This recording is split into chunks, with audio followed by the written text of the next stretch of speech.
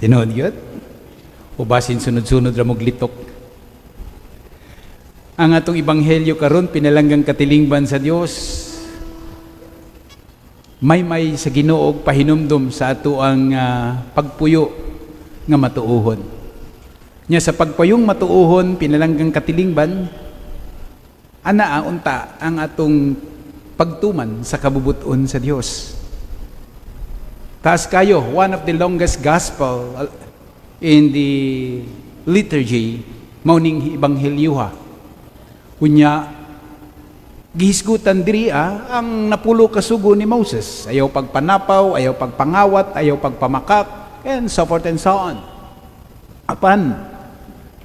Apan, giadto sa atong Ginoong Jesucristo ang kanabitaw kinauyokang bahin sa pagpanuman niini. Dili lamang sa ingon nga wala tuod ka mangawat pero nagpanamastamas naman ka.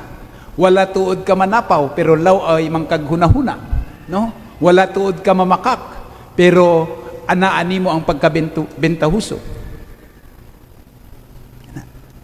So dinhi kita pinalanggang katilingban sa Dios niining mahait radikal nga may sa atong Ginoong Jesucristo, gipadumduman kita sa pagtuman sa lintunganay nga pagtuman sa kabubuton sa Dios.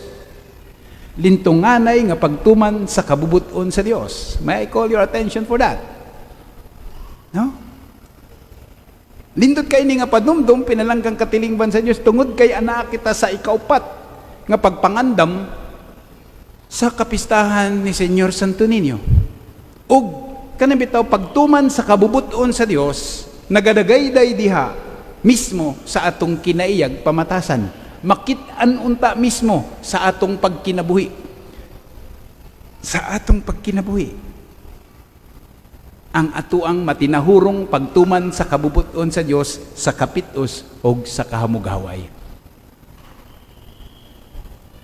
Muna ihasta ko igo mabitaw ganiha, dunay nangutana sa kuwada ang kaila nako dinhi, Padre, kumusta naman ka? Niya tao, naningkamot magbinuutan. And that is true for me for quite a long years. Naningkamot magbinuutan. Sa pagbinuutan, naningkamot usab puy-an ang kabubuton sa Dios nga maipakita isip buhing saksi sa presensya sa Dios, sa gugma sa Dios, sa halapad nga katilingban. And I think dihapon kita giauhag karon sa atong pagsaulog sa kapistahan ni Señor Santo Niño.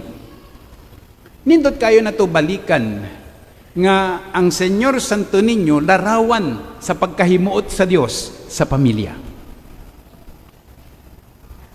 Larawan sa pagkahimuot sa Dios sa pamilya. Tungod ang atong Ginoong Dios sa iyang kagahuman, mahiuman siyang gawas na lamang dinhi og hantong na.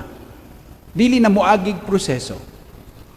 Apan, gigyusto niya nga hatagan niya kahimuot ang pamilya, ang managtiayong kinabuhi. Giunungan niya kipanalanginan ang pagkinabuhi sa managtiayong kinabuhi ni Maria ug ni Jose, ingon man alang sa atong mga ginikanan.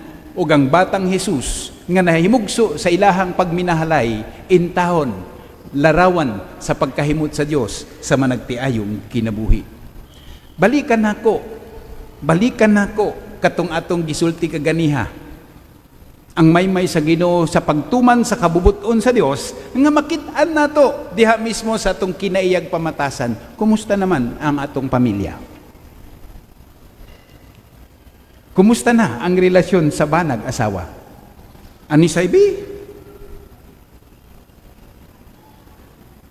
Tingali kamong tanan nga niya karon dinhi, lipay ko kay daghan mo kadaghang buutan sa maktan tagay masipang pakpak.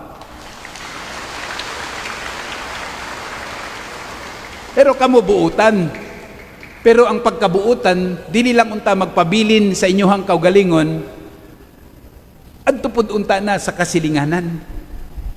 Makit-an unta pud labi na sa atong pagmaymay usab pakig-unong usab sa managtiayong kinabuhi.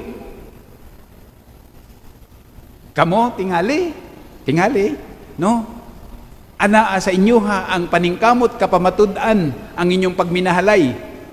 Apan dili lang kutob diha, bahalag mo ingon kamo, kapoy na manggani mi, ang uban pa, bahala na sila. Ay, ayaw. Kang ang Senyor Santo Niño, pinalanggang katilingban sa Dios, larawan na sa gugma sa Dios. Nga wala magpabilin sa iyahang pagka-Dios, inay, tuanoon, gihatag sa halapad nga katilingban. Gugma sa Dios, alang katumanan sa iyahang saad, alang kanatong tanan.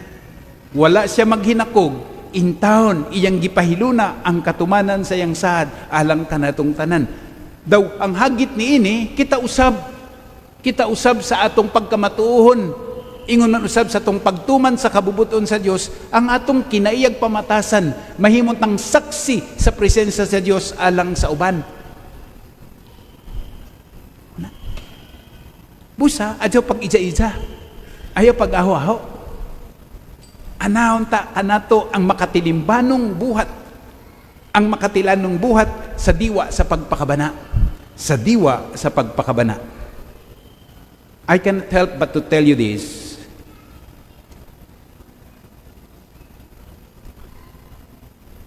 With due respect sa atong lokal nga panggamhanan, with due respect sa atong punong barangay, mga konsyales nga bagan ani adinhi, nagmatinahuron ko diha kaninyo. Pero moingon gid ko ninyo, ang basura, intawon ang dakbayan sa opon, musulti na lang ko sa akong dapit dito sa Marigondon. Ang Marigondon basak, ingon man usab ang basbas og agos. Usa sa pinakalabing hugaw nga dapit sa dakbayan sa Lapu-Lapu. Ambot lang ang makpan, limpyo tingali, no? Ambot lang ang puntaing ganyo, limpyo, no? Ambot lang ang buhaya, saang? Limpyo, no? Secret pa der. Basura na. Pero, palpak bagyod ang sistema, palpak bagyod ang makinarya, wala bagyod gibuhat ito. Sapagkat tinuod lamang ang atong lokal nga pangganan labi na diri sa Lapu-Lapu, naningkamot in taon sila ipahiluna. Bati ko ang kulang diha mismo sa atong kinaiyag pamatasan. Giunsa man ninyo paghipos ang inyong basura. Nya magsigit ang ingong Pete Senyor. Pag sure, oy. Giunsa man nato paghipos ka ng mga plastic sa inyong shampoo, kanang mga sachet, kanang plastic sa inyong sabon. Giunsa. Inyong mga candy. Giunsa. Bati ko pinalanggang katilingban sa Dios, walay problema sa makinarya, walay problema sa sistema, og sa implement, naningkamot intahon sila, apan ang problema naa mismo kanato sa atong kaugalingon. How are we convinced with regards to the moral values to implement this? Ang atong Santo Papa o kanhing Santo Papa Pope Francis, mingsulat siya sa sulat pastoral Laudato Si, but pasabot pagpangga, pagamping, pagpanalipod sa atong kumun nga Pinoyanan, our common home. Wala na tayo laing Pinoyanan pa, diri lagyud. Pero giunsa nato pagpanalipod, pirmila nato pahimuslan, apan wala intahon pagkapanalipdan. Bato-bato sa langit, tamaan mabukulan, karon na unta. Unya, bati ko maupod na ang padumdum kanatong tanan sa kapistahan ni Senyor Santo Niño, ang katumanan sa saad sa Dios alang kanatong tanan. Sa santos nga ebanghelyo, balik kita nga hinaot punta, hatagan natog lintunganay nga pagtagad, kaligdong ang pagtuman sa kabubuton sa Dios, diha sa diwa sa pagkaadunay pagpakabana. Kay si Senyor Santo Niño, larawan sa pagpakabana sa Dios, sa pagtuman sa iyang saad alang kanatong tanan, nga kita dag-on niya sa hingpit nga kaluwasan. Wala siya magpabiling bata. Mintubo siya. To make the long story short, nahimo siyang Sacred Heart. Nahimo siyang Divine Mercy. Pero anaa ang iyang pagtulisok sa atong mga tanlag, dili ingon nga nagpakyut-kyut lang. Anaa ang Jesus Nazareno, nagpasan sa krus alang kanatong tanan. Nya sa diwa sa atong pagkamatuhon, ang gustong mosunod kanako, kinahanglan pasanon niya ang iyang krus. But pasabot our own accountability, our own moral values. Usa, hinaot pa unta. Bitaw no?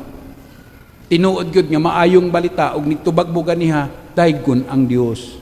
Dili lang unta na sa baba minggawas, kundili anaunta sa mismo gikan sa atong kasing-kasing nga milandag sa atong nagkadayahay nga alimpatakan. Dahil ko ng Diyos, hinaot pa unta, doon na siya igsusulti sa atong mga baruganan. Doon na siya ikasulti mismo sa atong pagkinabuhi.